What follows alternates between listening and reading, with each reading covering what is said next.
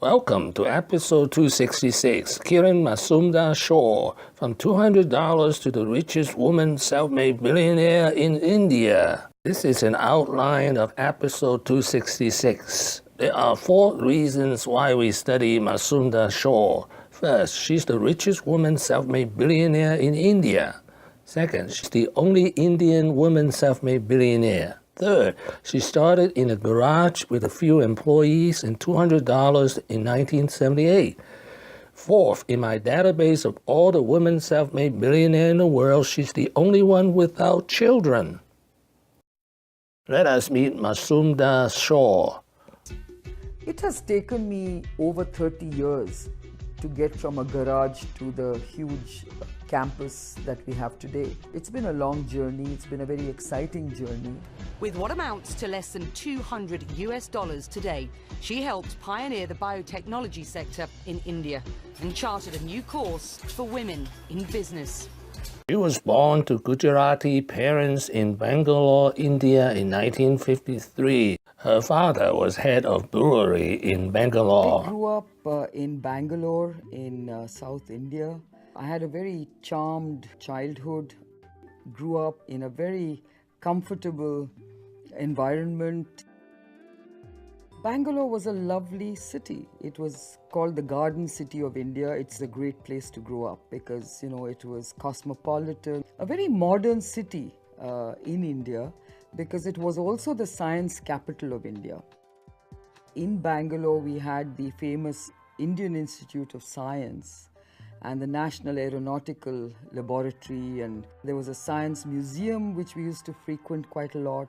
So as kids, we grew up, loving science, and I'm really glad I grew up in Bangalore. This is a picture of the Mazumdar family. In 1973, she graduated with a Bachelor of Science in Zoology from Bangalore University. Her Plan A failed. She was not admitted to medical school. Following her father's footsteps, she wanted to be a master brewer by studying at the University of Ballarat in Australia. At 21 years of age, Kiran packed her bags and left home for the first time to attend the brewing program at Ballarat University in Australia, where her father sent many of his young brewers. Actually, that was quite a defining time in my life, I would say, because, I learned to fend for myself not only as a young woman in an all-male class, but also as someone who was pursuing a very, very different vocation which no woman would think of. I certainly got my spunk from my Australian days.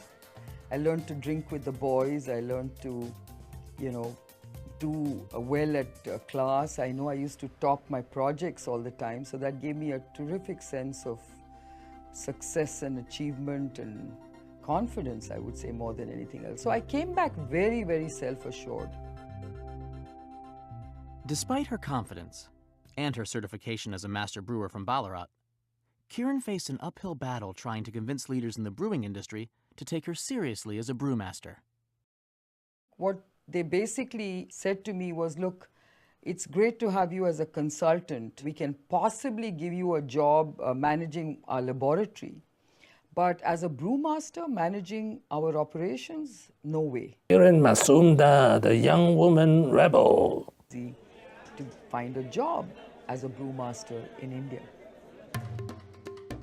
I was quite rebellious at that time.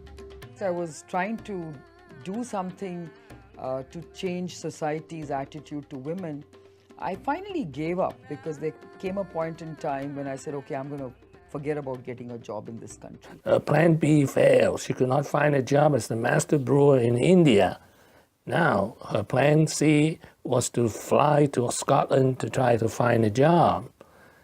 And here's Plan D. She met the Irish entrepreneur Leslie Auchincloss, who was also a master brewer. A chance encounter with entrepreneur Leslie Auchincloss, founder of Irish enzyme maker Biocon Biochemicals. So one of the enzymes he was very keen to manufacture was a plant-based enzyme from papaya. There were a number of papaya cultivations in India, and he felt that India was the right place to actually produce this enzyme. Plan E, the accidental entrepreneur at the age of 25. You know, I call myself an accidental entrepreneur. I actually qualified to be India's first female brewmaster, and I did that for over a year. In fact, I did it for a couple of years. And I really found that I was really not welcome into the brewing world in India. Nobody objected to it from my family. In fact, my father was very proud of the fact that I was his daughter, the first woman brewmaster in the country. But then obviously the brewing world didn't think so. In 2018, Kiran Mazumdar Shaw has a net worth of $3.7 billion, according to the Forbes magazines, making her richer than Oprah Winfrey, the richest woman self-made billionaire in the United States.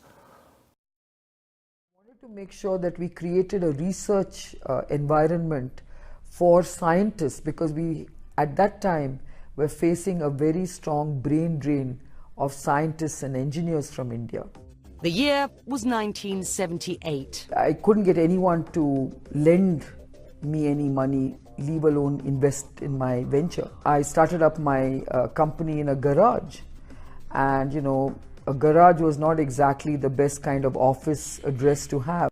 Today, Shaw heads a company considered a premier healthcare firm with more than 6,000 employees researching and developing medicines to fight cancer and diabetes, amongst other ailments. Biocon is the fastest growing insulin company in India. All of this started using concepts Kiran Shaw learned making yeast for beer. So that's how I sort of stayed connected with my original expertise in brewing. Plan F. In 2009, he founded a low-cost hospital to treat cancer patients. Shaw says it's also important to use her expertise and resources to help those in need. On this day, we're with her as she heads to a low-cost cancer hospital she founded in 2009. And I felt that cancer was one area that needs the same. Cancer treatment is so expensive, and very few people can afford cancer treatment anywhere in the world. A large portion of healthcare costs in India are paid out of pocket by patients, a major financial hardship for the poor. India is a country where 80% of healthcare spend is out of pocket. And therefore, when we talk about the right to healthcare, we don't even have the vestiges of a decent healthcare system. It's not about affluence or poverty.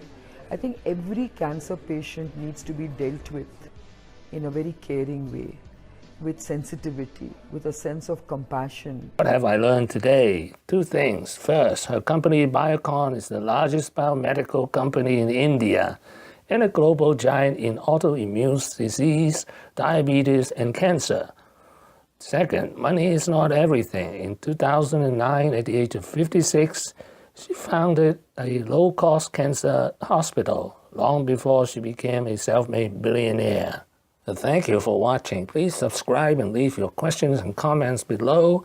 My next video will be Kiran Mazumdar Shaw, 10 Lessons. Wishing everyone peace and prosperity.